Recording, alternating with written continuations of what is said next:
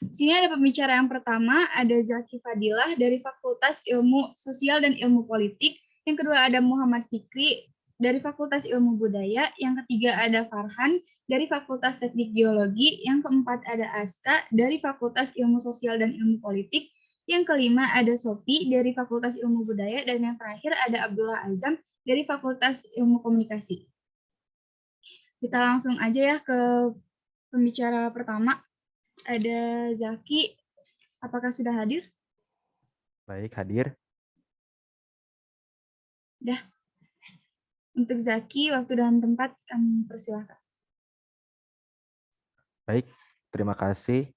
Pertama-tama perkenalkan saya Zaki Fadilah Zulfikar dari Fakultas Ilmu Sosial dan Ilmu Politik Universitas Padjadjaran 2021. Oke, di sini saya memilih topiknya yaitu konflik antar masyarakat karena di dalam kenyataan kehidupan manusia, dimanapun dan kapanpun, selalu ada bentrokan dan sikap-sikap, pendapat, perilaku, tujuan, dan kebutuhan yang selalu bertentangan. Nah, sehingga proses yang demikian itulah akan mengarah pada suatu perubahan. Pada dasarnya, konflik ini merupakan suatu pertarungan menang kalah antar kelompok atau perorangan yang berbeda kepentingannya satu sama lain dalam organisasi. Atau dengan kata lain, konflik adalah segala macam interaksi pertentangan antara dua atau lebih pihak. Nah, penyebab terjadinya konflik ini adalah perbedaan antar individu, perbedaan yang terjadi berkaitan dengan perasaan, pendirian, atau ide yang berkaitan dengan harga diri, kebanggaan, dan identitas seseorang. Lalu, konflik ini sendiri menimbulkan perpecahan di masyarakat.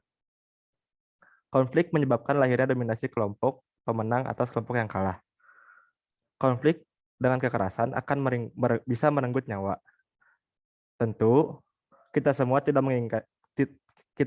menginginkan hal-hal tersebut terjadi. Dan saya harap dengan tulisan saya ini, masyarakat akan paham akan bahayanya konflik dengan kekerasan dan meningkatkan upaya dalam menyelesaikan suatu konflik. Perbedaan kepentingan setiap kelompok maupun individu memiliki kepentingan yang berbeda pula.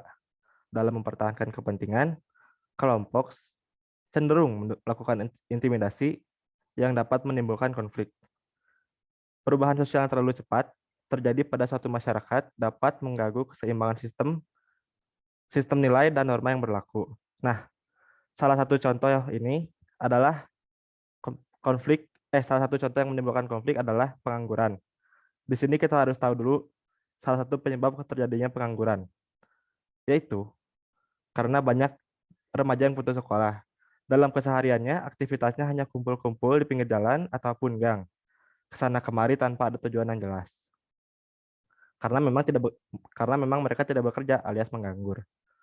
Lapangan pekerjaan terbatas, sedangkan tenaga kerja melimpah. Persaingan cukup ketat, sehingga dalam kompetisi mencari pekerjaan selalu tersisih dalam pendidikan. Kondisi yang demikian nampaknya mudah sekali tersinggung bila terjadi ketidakcocokan atau gesekan. Nah, kondisi yang demikian nampaknya mudah sekali tersinggung. Dan ditambah lagi, dengan istilah senasib sepenanggungan, mereka mempunyai solidaritas yang cukup tinggi. Sehingga bila ada masalah sedikit, muncul kekompakan di antara mereka untuk bersatu menyerang lawan. Nah, pendidikan yang rendah ini berakibat sulitnya mencari pekerjaan. Akibatnya, pengangguran semakin bertambah. Lingkaran sebab akibat inilah yang menjadikan kemiskinan turun-temurun pada generasi berikutnya. Dengan berbagai keterbatasan, baik menyangkut sarana prasarana, tingkat pendidikan, lapangan kerja, dan keterbatasan lainnya bertambah pada masa depan yang tidak jelas. Nah, secara alamiah, kondisi yang seperti ini nih, yang mudah sekali menjadikan tawuran. Apalagi dengan tidak ada aktivitas yang jelas, sering kumpul-kumpul sampai larut malam dapat mendorong mereka untuk memunculkan identitas diri dengan membentuk kelompok-kelompok atau geng motor. Nah, penyelesaian suatu konflik pada umumnya akan sangat bergantung pada faktor internal dan eksternal. Faktor internal ini adalah bagaimana pihak-pihak yang berkonflik menyikapi konflik yang dihadapinya. Sedangkan sedangkan faktor eksternal adalah bagaimana pihak luar berperan dalam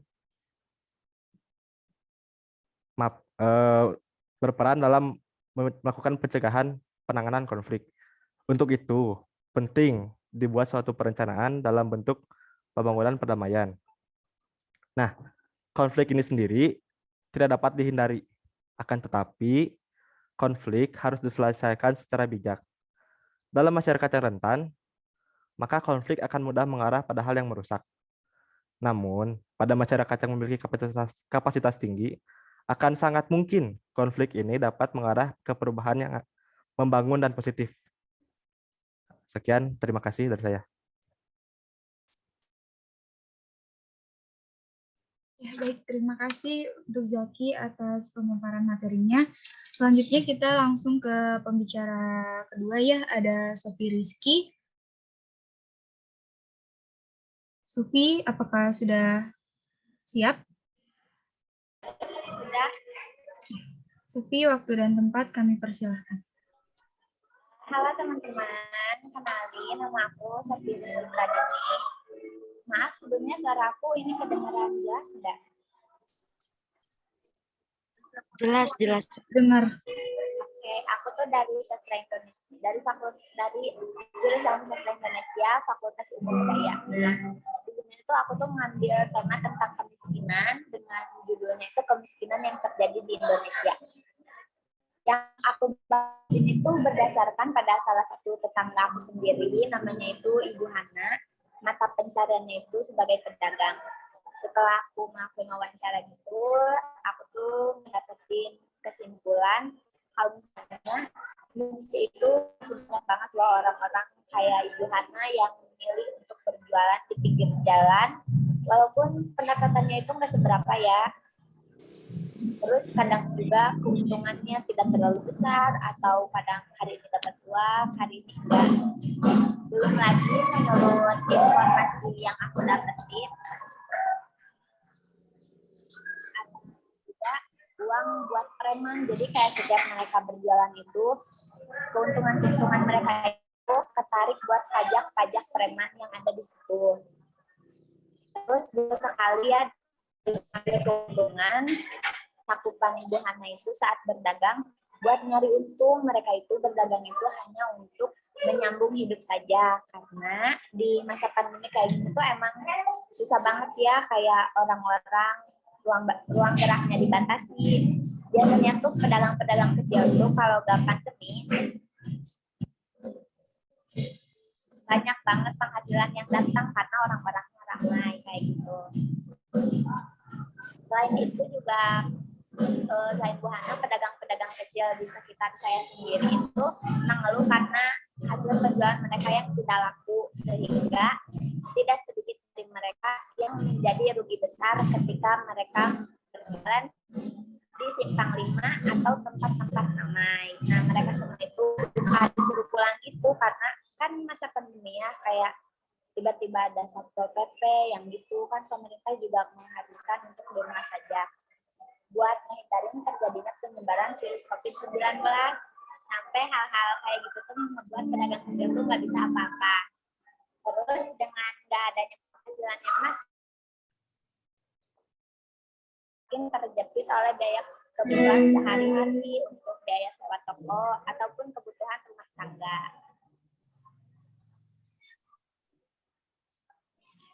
Lalu bagaimana dampak dari kemiskinan tersebut? Kalau dampak-dampak dari kemiskinan itu sih diantaranya ya tingginya tingkat kriminalitas. Kenapa jadi tinggi? Soalnya kan ketika orang nggak punya uang, ya mungkin nggak semua, tapi kebanyakan menghalalkan segala cara sehingga menjadi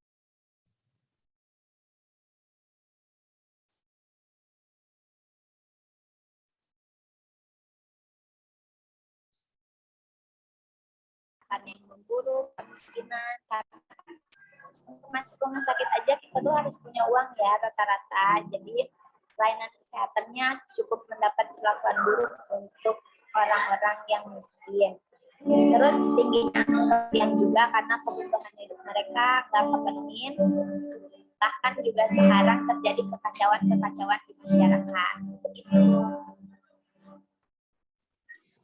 Lalu solusi dari mengatasi kemiskinan tersebut apa? Ya, kalau solusi sih, yang pertama mungkin dia bantuan dari pemerintah sama pengusaha buat nyiptain lapangan kerja, karena kan masyarakat lain juga ngandelin sesama masyarakat ya buat kerja, terus memudahkan akses pendidikan, jangan sampai ada siswa yang putus sekolah. Terus pendidikan wirausaha yang diterapin bukan di anak muda aja, tapi juga buat orang-orang yang sudah dewasa. Jadi mereka itu lebih tahu caranya berwirausaha yang baik itu kayak gimana. Terus mempermudah akses layanan kesehatan, menstabilkan pertahanan, sama mengurangi utang luar negeri.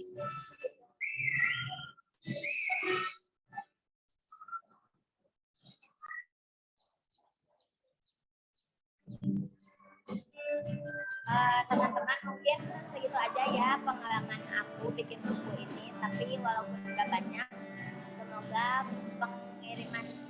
pengalaman aku ini bisa jadi dampak baik juga atau motivasi buat teman-teman semuanya. Makasih.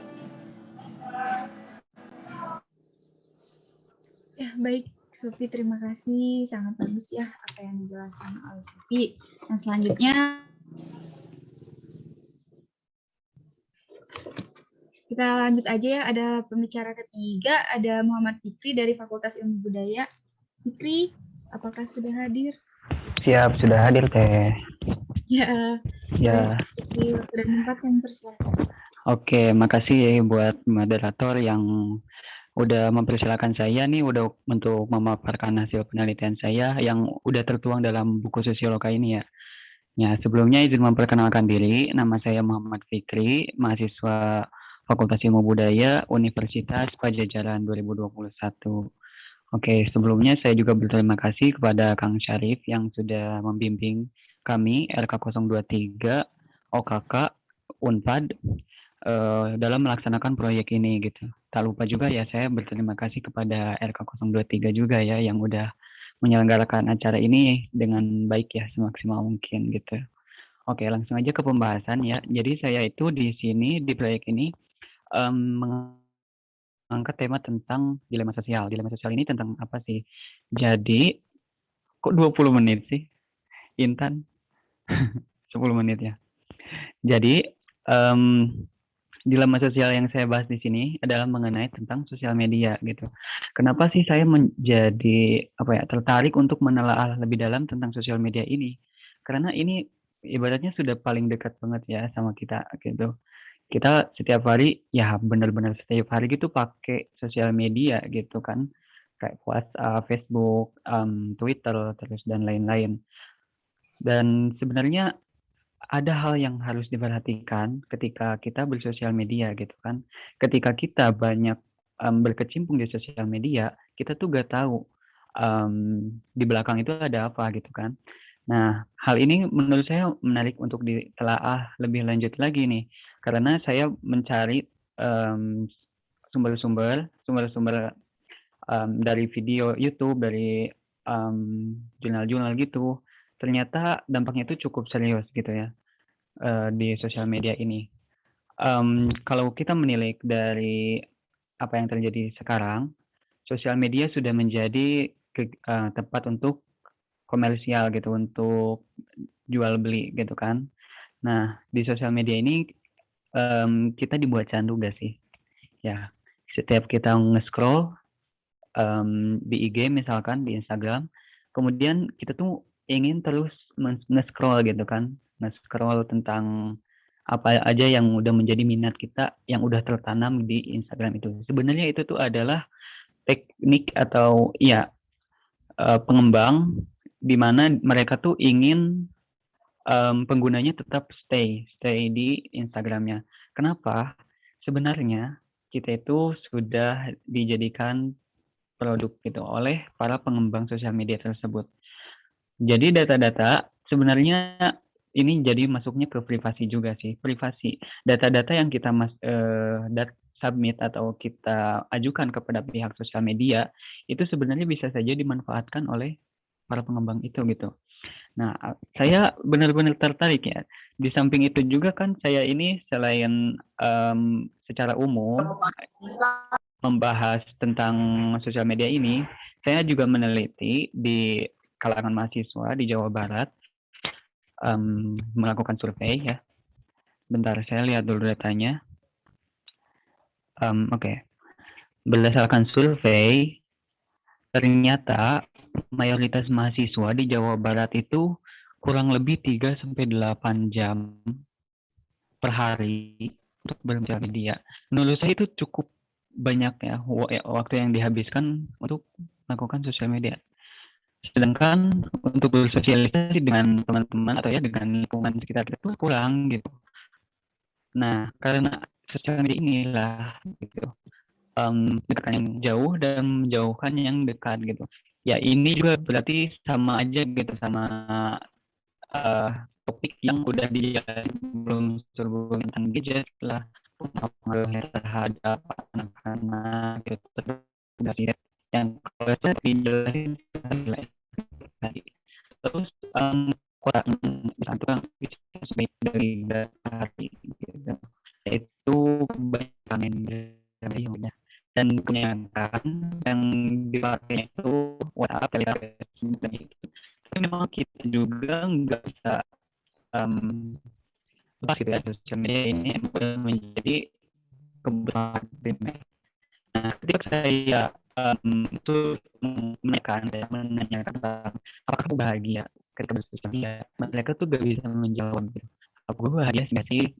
Oh, ternyata gue tuh banyak bulian gitu, bullying di sosial media. Oh, tapi gue tuh gitu di sini banyak yang bukan gitu, nonton video lah, yang ada status dan lain sebagainya. Nah, itu kan mana ya, kayak dilema gitu. Mohon maaf, Ya, Fikri, suaranya putus-putus. Oke, udah jelas? Oh, sudah, boleh dilanjut. Sudah. Oke. Nah, tadi sampai mana ya?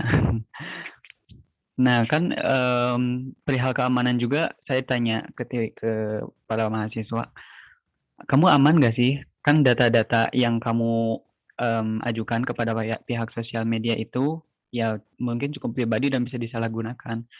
Ketika saya bertanya seperti itu, oh ternyata mereka gak bisa menjawab. Kita aman-aman aja, kita nggak aman gitu. Ya, jadi kan ini menjadi polarisasi juga di antara mahasiswa gitu. Itu sih mungkin yang dapat saya jelaskan. Kurang lebihnya rekan-rekan sekalian bisa membaca di buku Sosiologa apa yang telah saya bahas barusan, dan saya cuma memaparkan sedikit dari apa yang ada di buku Sosiologa ini. Oke, saya kembalikan lagi kepada moderator. Baik, terima kasih kepada Fikri atas pemaparan materinya. Selanjutnya ada pembicara keempat ya, ada Farhan. Apa sudah siap? Sudah siap, moderator. Oke, boleh. Untuk Farhan, waktu dan tempat kami persilahkan. Oke, terima kasih untuk moderator Givani. Sebelumnya untuk partisipan, suara saya terdengar jelas tidak? Gimana? Jelas tidak? Suaranya? Jelas. Oke.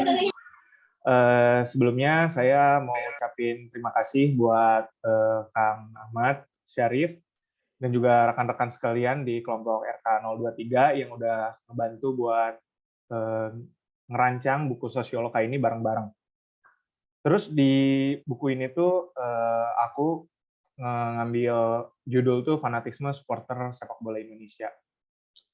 Oh ya, sebelumnya perkenalkan dulu, nama aku Farhan Abdurrahman dari Fakultas Teknik Geologi angkatan tahun 2021. Nah, di buku ini aku ngambil judul Fanatisme Supporter Indonesia. Kenapa aku ngambil judul tentang supporter ini? Karena supporter Indonesia ini kalau bisa dibilang salah satu supporter yang luar biasa yang gila buat ngedukung tim kebanggaannya. Nggak cuma di sepak bola, nggak cuma di negara, tapi mayoritas di segala olahraga yang ada, supporter tuh di Indonesia tuh bisa dibilang gila. Nah, kalau di buku saya tuh ngambil cerita tentang fanatisme supporter di bidang sepak bola. Kenapa saya milih soal bola dan supporter? Karena saya dari kecil itu suka sepak bola dan juga saya merupakan salah satu pendukung dari klub di Indonesia dan ada juga di luar negeri, di mana saya merasakan rasa fanatisme yang cukup tinggi. Dan kenapa saya ngambil olahraga bidangnya sepak bola? Karena sepak bola merupakan olahraga yang populer di Indonesia dan yang pasti sebagai masyarakat umum pun tahu bahwa Indonesia tuh olahraga yang populernya adalah sepak bola karena banyaknya klub-klub sepak bola yang ada di Indonesia. Lalu saya mengambil tentang fanatismenya karena jujur saya juga pernah merasakan fanatisme, di mana fanatisme itu bisa membawa kita ke dua arah, bisa ke hal positif dan negatif. Dulu ketika saya masih SD beranjak ke SMP, saya merasakan fanatisme yang negatif, di mana waktu itu saya ketika SD menonton salah satu klub yaitu Persib Bandung dan ternyata hasilnya kalah, emosi saya tuh meluap-meluap. Waktu itu saya ingat Persib bermain melawan Semen Padang dan Persib tuh memang kalau lawan Semen Padang tuh selalu sulit menang. Lalu skornya tuh saya lupa berapa pastinya, tapi yang penting kalah waktu itu. Akhirnya karena skornya kalah dan emosi melihat permainan Persib yang jelek, akhirnya gelas yang ada di samping saya lempar sebagai bentuk kekesalan saya. Nah, fanatisme seperti itu kan bentuknya negatif ya, bisa merugikan dan mencelakakan orang lain. Dalam tulisan saya juga, saya meneliti tentang fanatisme yang ada di Indonesia. Di tulisan ini saya mewawancarai masyarakat awam. Terima kasih untuk Fajar bisa hadir di sini. Fajar bisa kasih responnya. Fajar?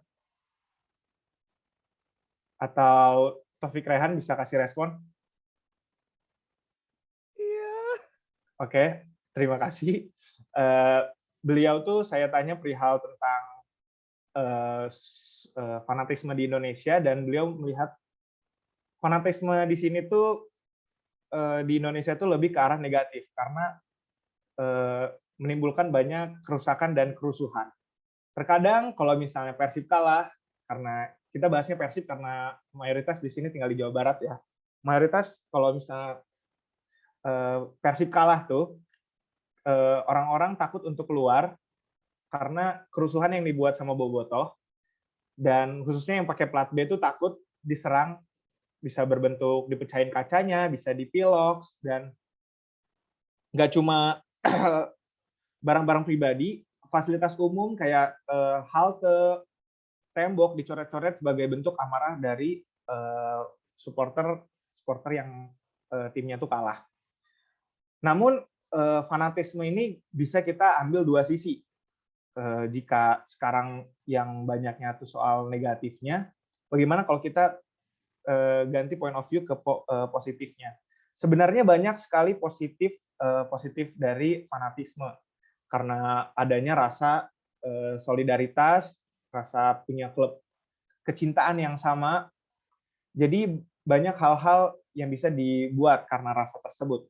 Contohnya yang saya teliti adalah basis supporter dari Persebaya, bonek. Ratusan bonek tuh di Surabaya berhasil mengajak masyarakat untuk melakukan vaksinasi.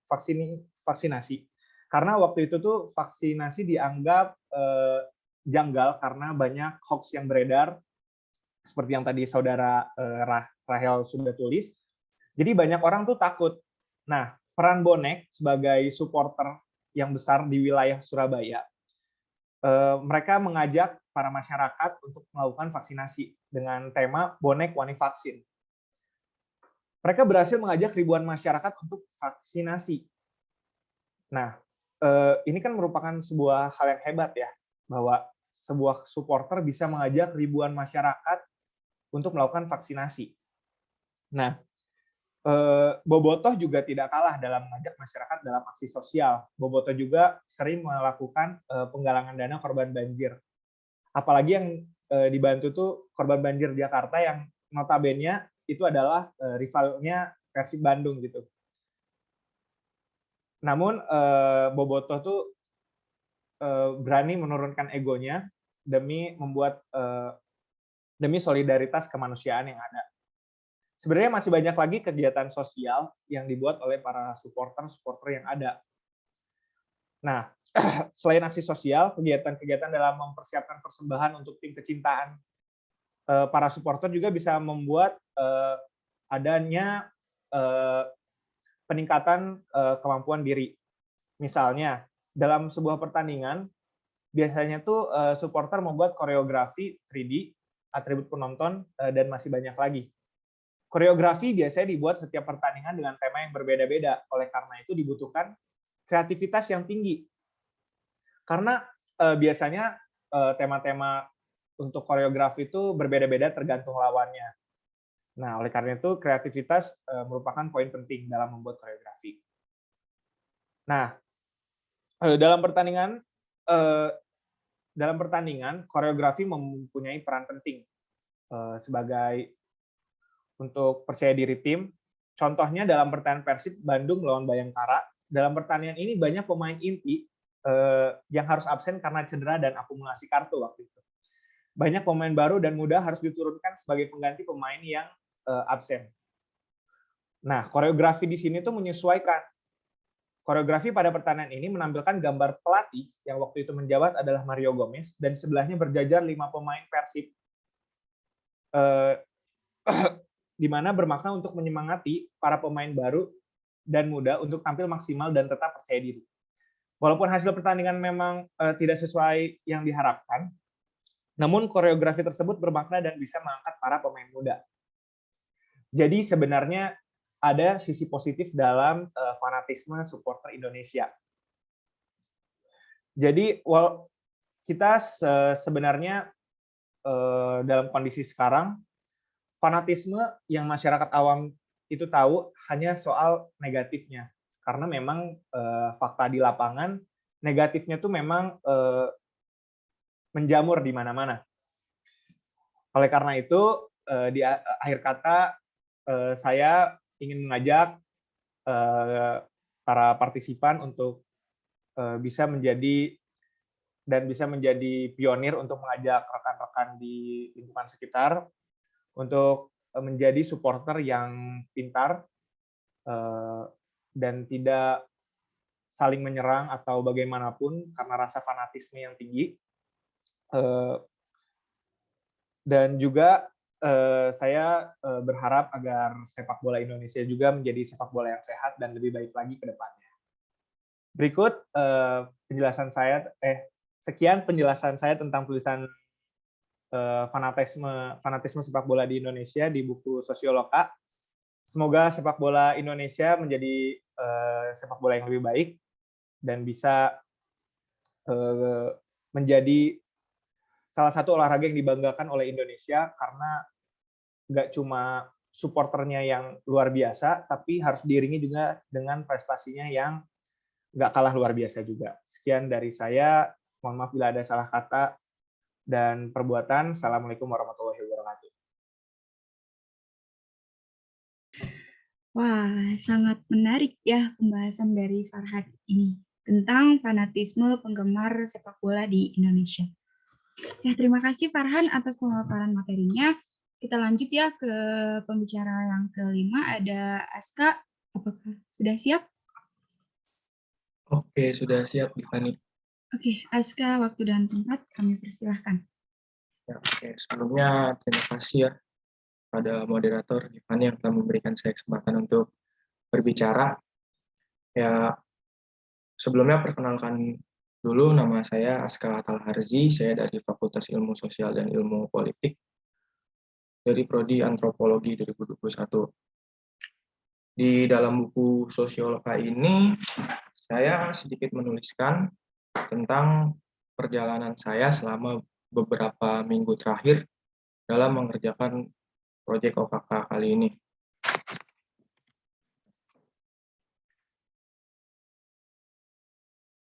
Oke, tema atau topik judul yang saya angkat dalam tulisan saya ini berjudul Balada Harian. Kenapa saya kenapa saya memberi judul Balada Harian? Sebenarnya kata balada harian ini saya ambil dari lagu Si Lampu Kau yang berjudul sama. Di lagu ini menceritakan tentang perjalanan hidup seseorang dari Surabaya yang merantau dan dia akhirnya menemukan struggle dalam hidupnya, dan tapi akhirnya dia bisa mendapatkan pelajaran dari hidupnya. Nah, dalam tulisan saya ini ada satu saat di mana teman saya yang bukan berprofesi sih, kayak dia bekerja sampingan sebagai Shopee food driver. Nah, ada satu saat di mana ia sedang ingin berkuliah ke Semarang, dan saat itu akhirnya terbesit di otak saya untuk meminjam akun Shopee Food-nya untuk kebutuhan penelitian saya. Dan tiba saatnya ketika saya mempunyai akun Shopee Food, akhirnya saya melakukan riset kepada orang-orang di sekitar saya yang juga berprofesi sebagai Shopee Food Driver, dan akhirnya saya mendapatkan banyak cerita-cerita dari orang-orang baru yang saya temui di jalanan. Di antaranya sudah saya tulis di buku Sosiologa, ada seorang Shopee Food Driver yang dia kehidupan sehari-harinya susah dan dia berprofesi sebagai tulang punggung keluarga lah istilahnya.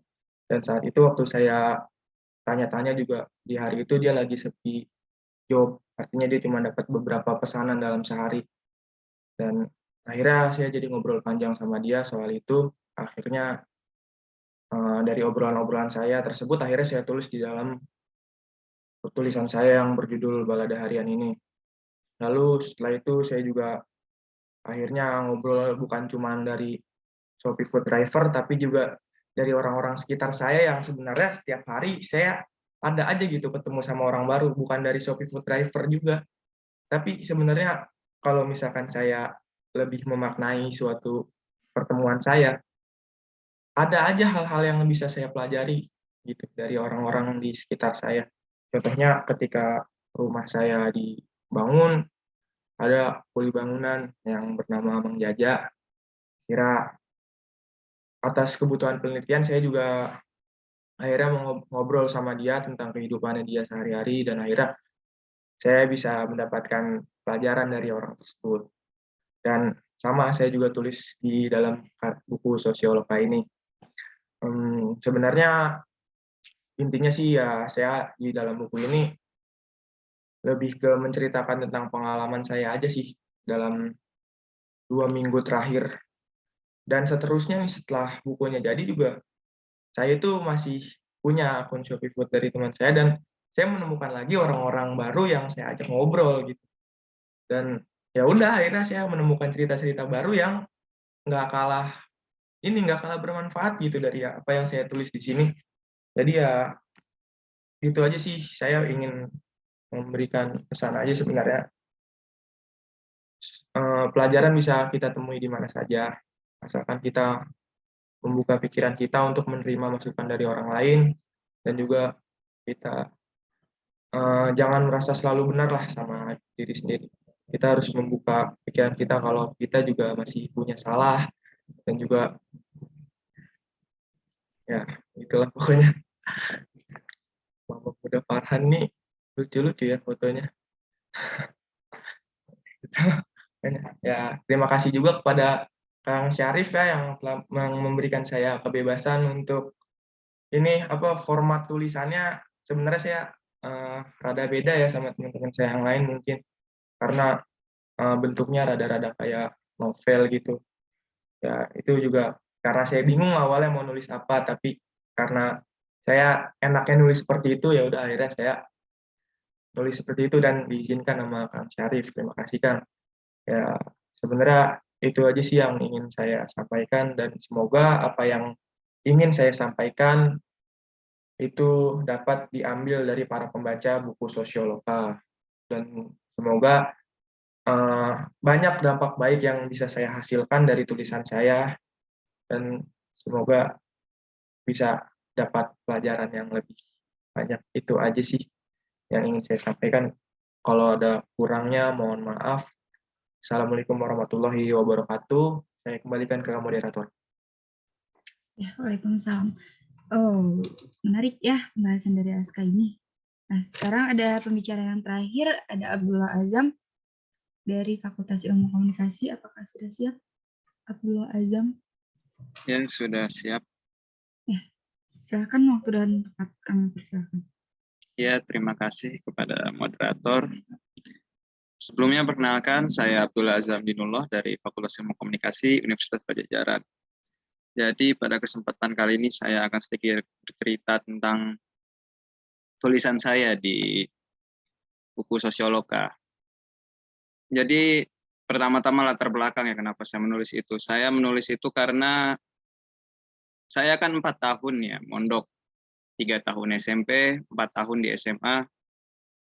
Nah, selama selama waktu saya mondok itu saya bertemu dengan banyak orang dari berbagai tempat lah, para perantau gitu. Nah, saya ngelihat tuh kayak mereka tuh membuat kayak budaya-budaya khusus gitu. Menjadi perkumpulan-perkumpulan, itu tuh menarik menurut saya. Tapi dalam tulisan saya tidak terlalu banyak membicarakan tentang itu. Saya membicarakan tentang bagaimana, kenapa mereka menjadi merantau. Kenapa mereka milih untuk sekolah di tempat yang jauh dari tempat tinggal mereka.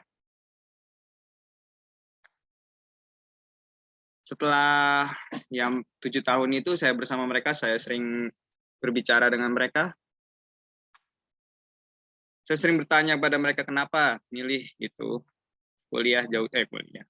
mondok jauh-jauh. Rata-rata tuh mereka alasannya adalah di tempat asal mereka kualitas pendidikannya tidak mencukupi lah, tidak kurang bagus lah dibanding tempat saya waktu itu, yaitu Jogja. Jadi ya mereka memilih untuk merantau.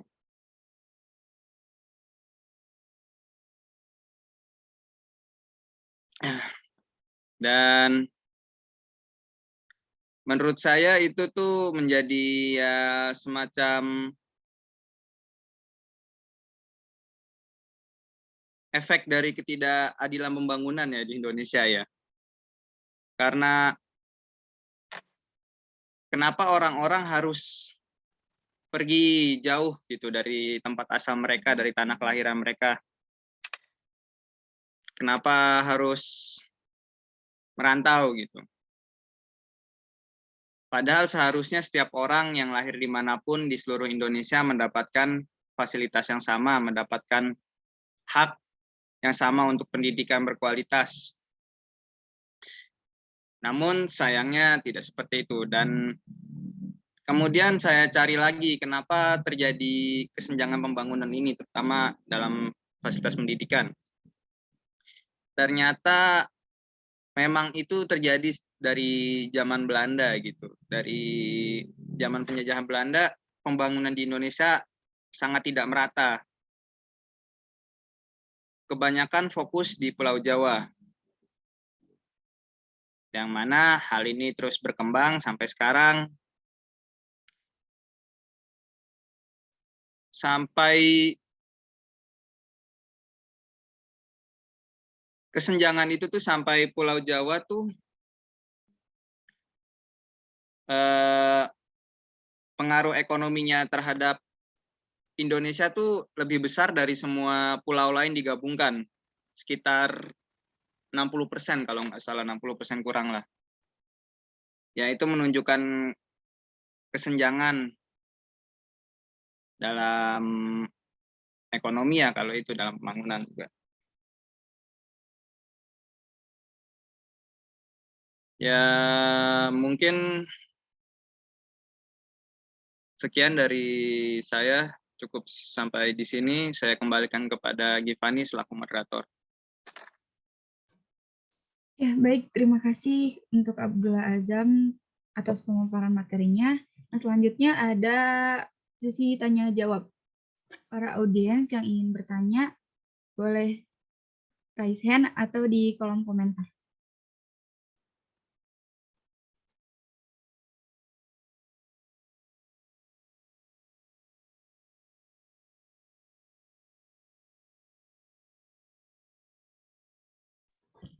Sekali lagi untuk para audiens yang ingin bertanya ataupun teman-teman RK023 juga kalau ingin bertanya boleh raise hand atau di kolom komentar.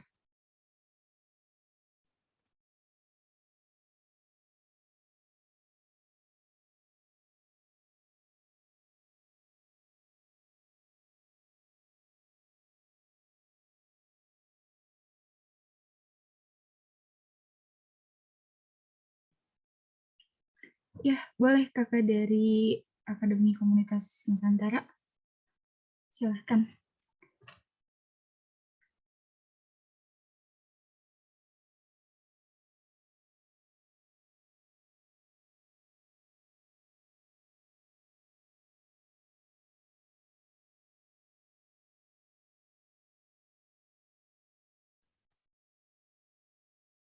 Enggak ada suaranya Kak kalau di saya.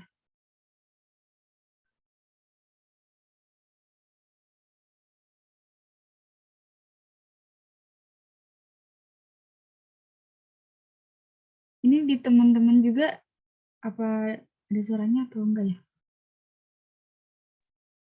Nggak ada suaranya. Nggak ada suaranya. Ada suaranya.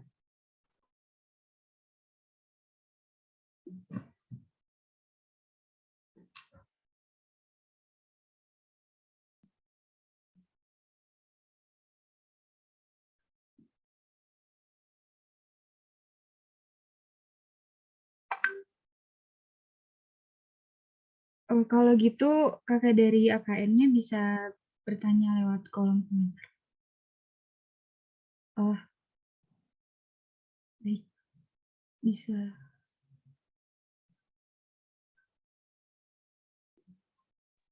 Bentar.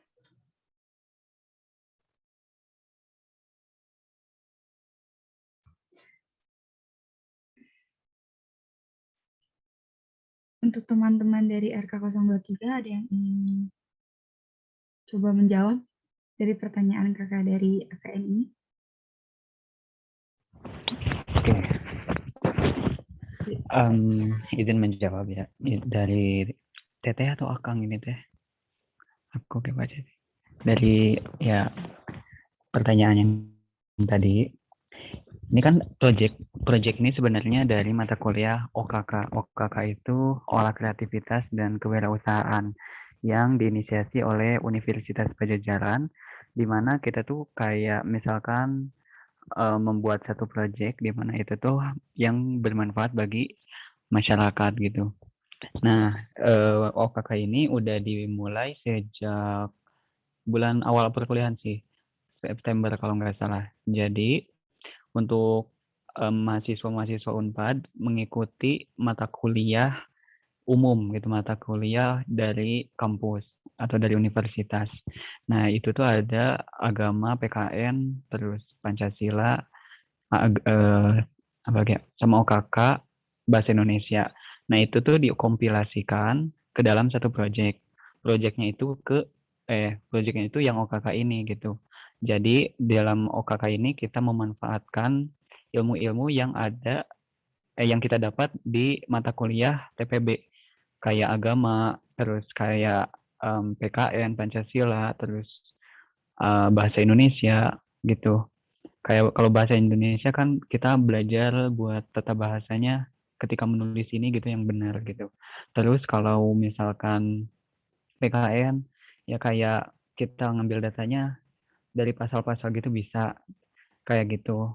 Jadi proyek ini tuh merupakan tahap awal kayak persiapan bersama untuk kayak mungkin ke depannya gitu seperti KKN atau skripsi dan lain-lain untuk persiapan aja gitu bagi mahasiswa baru Unpad. Kurang lebih seperti itu. Barangkali dari teman-teman RK 023 yang lain ada yang mau menambahkan?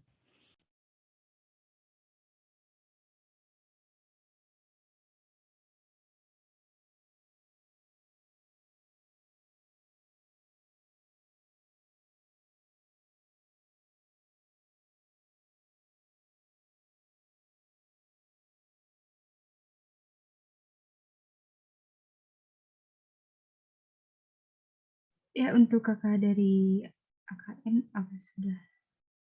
Oh, sudah kejual berapa Oh alah, kalau untuk eksemplar, kalau untuk buku, penjualan buku kami baru menjual kalau nggak salah kemarin tuh 25 buku sih. Itu buat pre-order yang pertama. Tapi nanti kami rencananya kurang tahu juga sih, nanti dikoordinasiin lagi untuk pre-order kedua gitu. Untuk meningkatkan target penjualan kami gitu dalam buku ini. Supaya nanti jadi nanti dana-dana atau gue jadi belibet banget sih. Jadi dana yang kita hasilkan dari penjualan itu mau disumbangin gitu. Nah ini jadi kita mau meningkatkan target penjualan kita agar dananya itu menjadi lebih banyak gitu.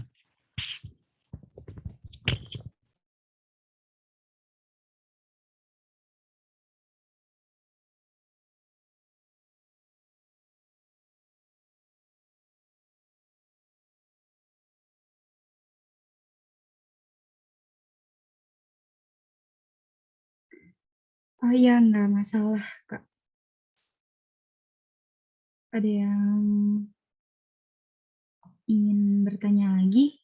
Barangkali audiens yang lain. Tadi dari temannya Farhan, barangkali dari Taufik atau Mama Muda Farhan. Boleh kalau ingin bertanya. Silakan. Oh, bentar ya. Enggak, baca.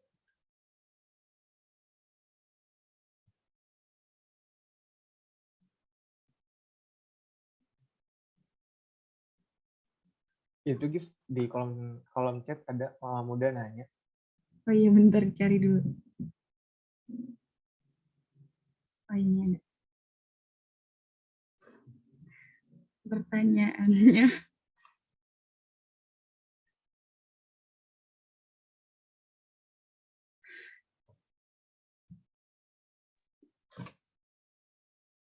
Untuk ini pertanyaannya ditujukan untuk Farhan ya? Iya, berarti untuk apa ya? Aku langsung jawab aja apa gimana, boleh, moderator? langsung jawab aja. Oke, terima kasih moderator atas kesempatannya.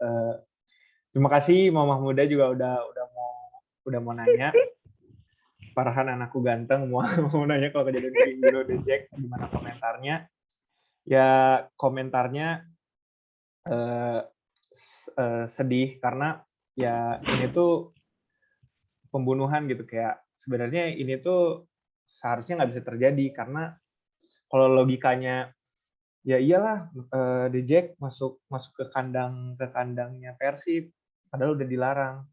Ya kita harusnya sebagai manusia punya akal dong. Kita kan bukan hewan yang kayak ada kancil, harimau masuk ke kandang kancil masuk ke kandang harimau langsung diterkam. Kita beda, kita punya akal, kita bisa milih gitu mau perbuat apa.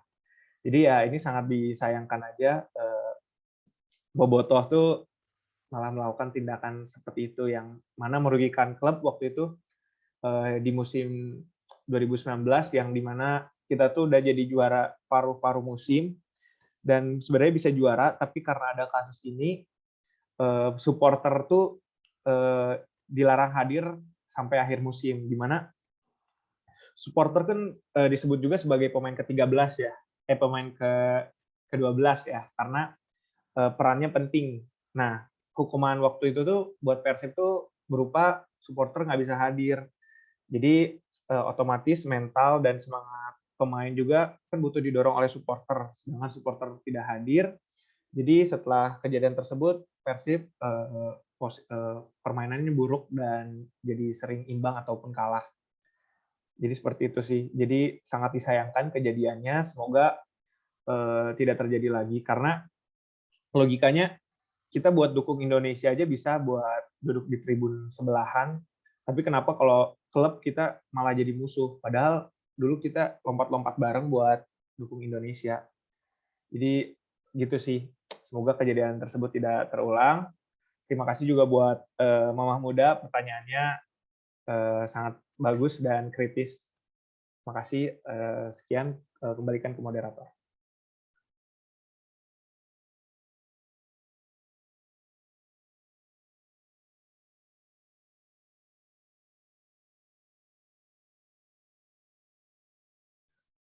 Ya, baik. Terima kasih untuk Mamah Muda atas pertanyaannya.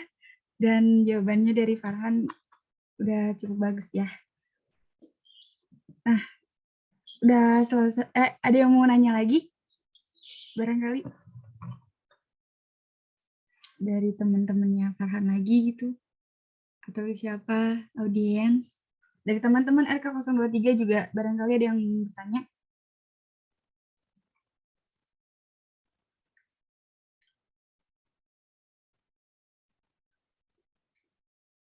Nggak ada ya? Udah.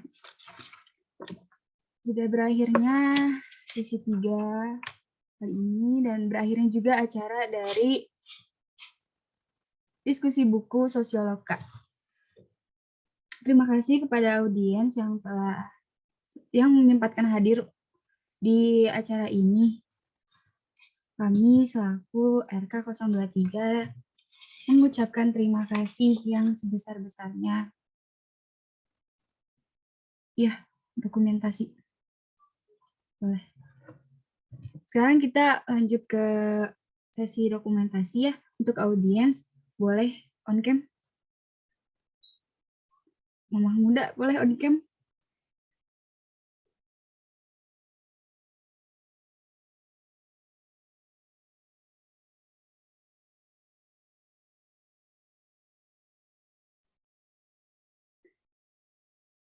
Udah siap, Maharani?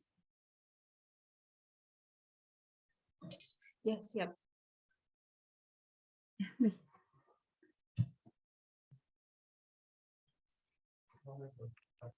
Oke. 1, 2, 3. Sekali lagi ya. Ya. 1, 2, 3. Ya.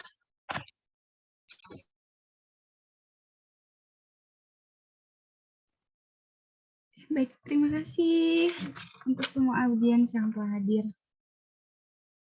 Terima kasih juga kepada Akademi Komunitas Nusantara sudah menyediakan media untuk kami menyelenggarakan acara ini. Ya, makasih juga buat teman-teman RK023 yang udah pada semangat dari awal sampai akhir on cam. Terus masih semangat juga buat merhatiin. Terus makasih juga buat Mama Muda udah ngehibur di sesi 3 ini.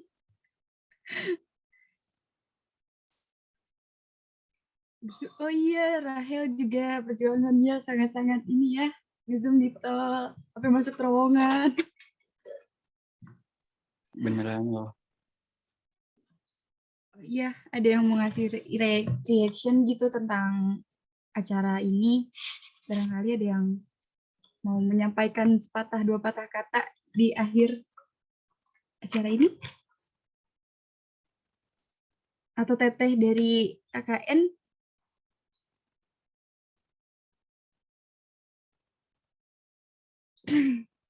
Aku mau dong. Oh boleh, Farhan. Enggak, Farhan.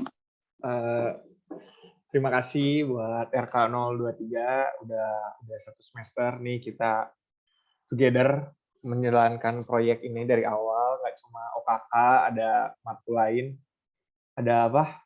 Agama, Pancasila, PKN. Terima kasih udah udah banyak lah kerjasamanya.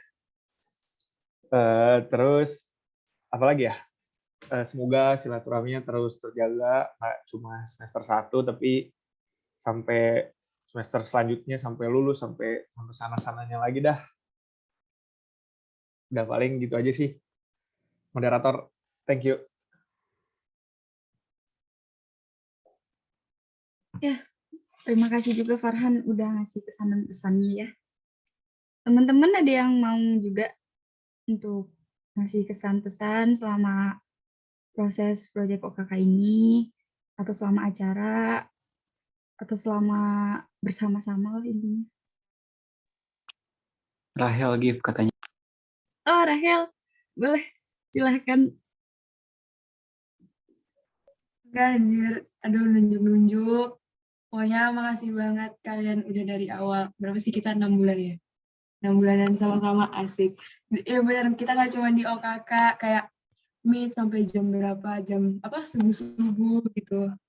Itu sih, keren-keren banget gitu guys. Anjir sih. Dadah. Makasih semuanya. Lanjut, Fikri. Ayo. Apa ya? Ya kita kan dari awal kan udah dipersatukan gitu kan dalam kelompok ini gitu, dengan satu minat juga gitu kan, ngejalanin proyek bareng, terus ya kita ngerjain tugas bareng gitu, terus sekarang juga udah hampir di finalnya gitu, di akhirnya ya.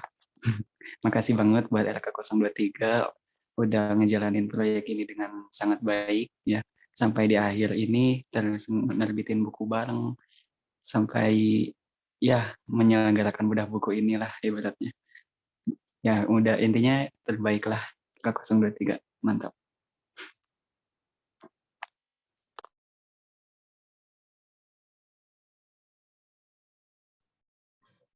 Ada lagi? Dari Aulia mungkin, Zaki, Ria, Maharani, Adin, Aska, Sadila, Rizky Ilham, Intan. Boleh deh dari aku mungkin ya. Oh, boleh. Oke, ya nggak jauh beda sih sama yang lain. Hanya mengucapkan terima kasih aja ke RK23 semuanya ber-16 orang, juga buat Akang yang udah membimbing dari awal kita ini, kita TPB, dan sekarang kita udah dapat hasilnya nih sama-sama, udah bikin buku keren banget pokoknya. Aku baru kepikiran pertama kali tulisan udah dimasukin ke dalam buku itu baru sekarang. Makasih banget Akang juga udah ngebimbing gimana cara nulis yang benar, dan juga gimana sih, pokoknya nggak kebayang deh di umur segini udah ada gitu tulisan gue di buku gitu, keren banget. Dan juga buat teman-teman semuanya, senang kenal sama kalian. Semoga walaupun kita udah nggak jalanin project bersama lagi, tapi jangan sampai putus silaturahmi. Dan kalau bisa di semester-semester selanjutnya, mungkin sampai lulus, kita akan bisa tetap main bareng, tetap pertemuan, dan juga jangan sampai habis ini jadi saling nggak kenal. Mudah-mudahan bisa terus main, dan juga ntar kalau semuanya udah pada di Nangor, mudah-mudahan bisa sering main lagi, karena kalau aku sendiri belum pernah ketemu kan sama yang lain. Ya mudah-mudahan bisa secepatnya ketemu dan juga bisa main sama kalian semua. Tuh, pokoknya ya gitu aja sih dari aku. Makasih. Ya, makasih Aska. Untuk Teteh siapin teh hari ini, boleh mau menyampaikan sesuatu? Halo, Assalamualaikum. Suara aku jelas gak ya?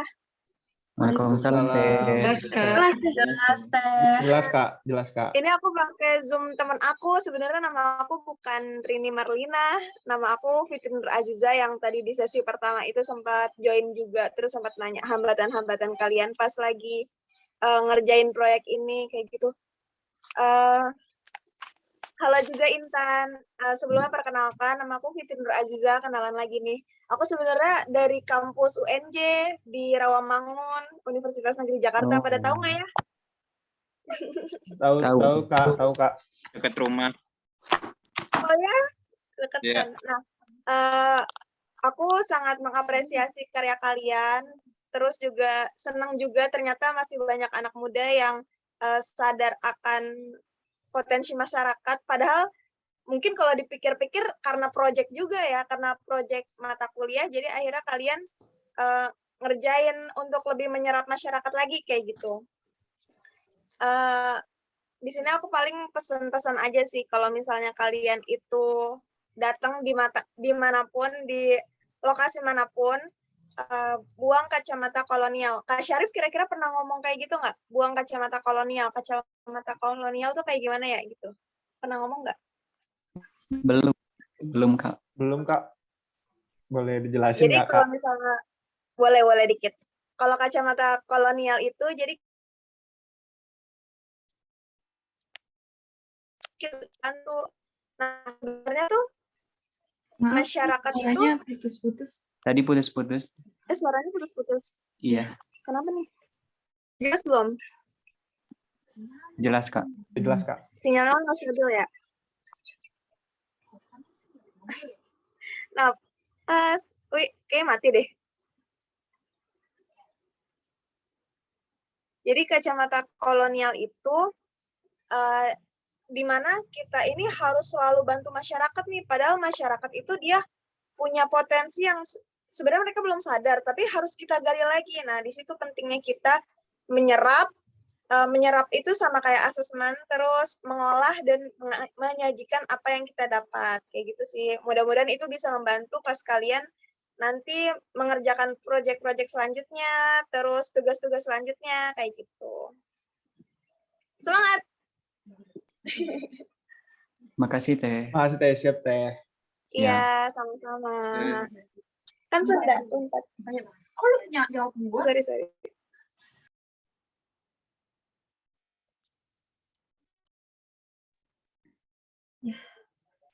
Lanjut Teh, Gifani.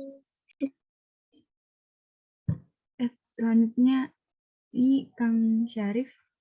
Ada yang mau diomongin? Itu Kang Syarif kan?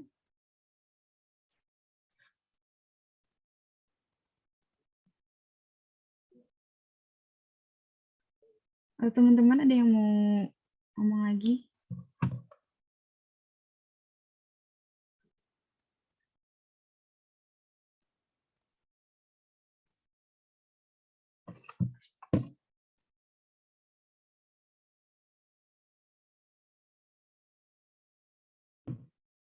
Udah segitu.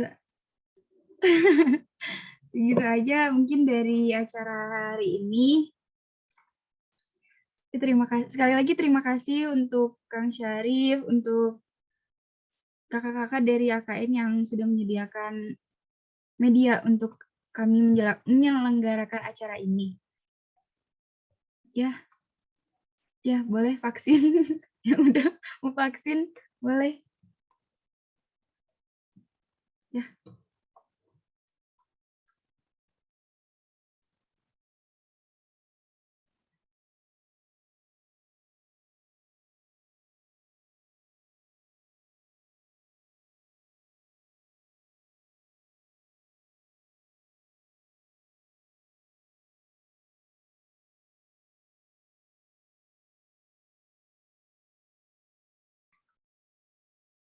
Udah, kita akhiri ya.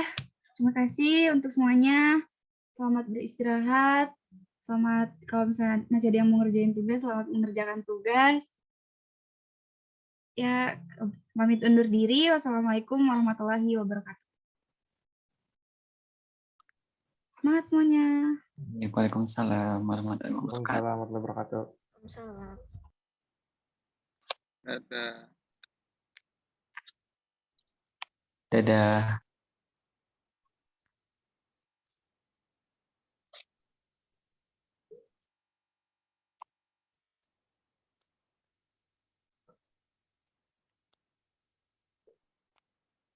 Makasih Kak Fitri izin live ya.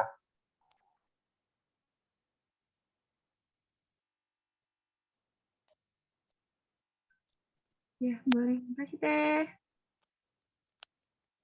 Izin live juga ya, teman-teman. Makasih banyak. Makasih banyak teman-teman. Makasih banyak semuanya. Thank you semua.